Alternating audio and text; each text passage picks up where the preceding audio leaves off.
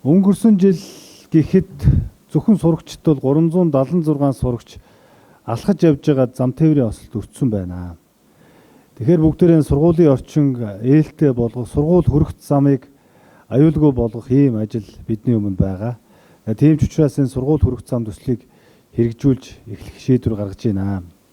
За энэ бол тэгээд явган хүний замтай холбоотой.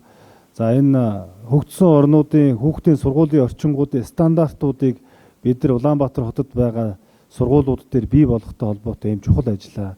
Тэр Commonwealth-ийн орнуудад байдаг бөмбөлгийн гэрлүүд байдаг шүү дээ, тийм ээ. За ингээд сургуулийн зоон руу орлоо шүү гэдгийг мэдэгддэг. Энийг ер нь бид нар бүх сургуулиудынхаа зоон дээр тавья. За тэр Койкагийн жишээлбэл бидэрт гомдол тавьж илээ шүү дээ. Бид нар сургуулийн орчныг замын хөдөлгөөний аюулгүй байдалтай болгоё гэхээтэл замын цагдаагаас гарцын шар өнгөөр болохгүй байна гэж.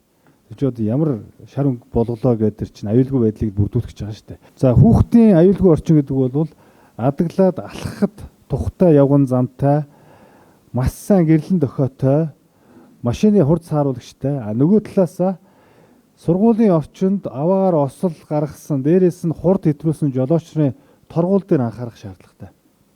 Энэ дээр автозамын хөгжил хариуцсан нийтийн тээвэр хариуцж байгаа зохицуулагч хос хоёр дараа судалгаа хий.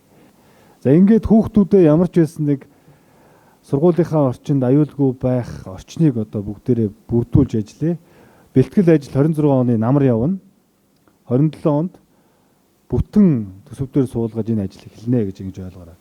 Тэгэхээр саяны үүрэг даалгавруудыг Жаргал сайхан орлогч, Сэнжидмаа дарга, Хос хоёр дарга, Тамгын дарга, санхүү хөрөнгө оруулалтын газрын дарга нарт үүрэг болгож байна.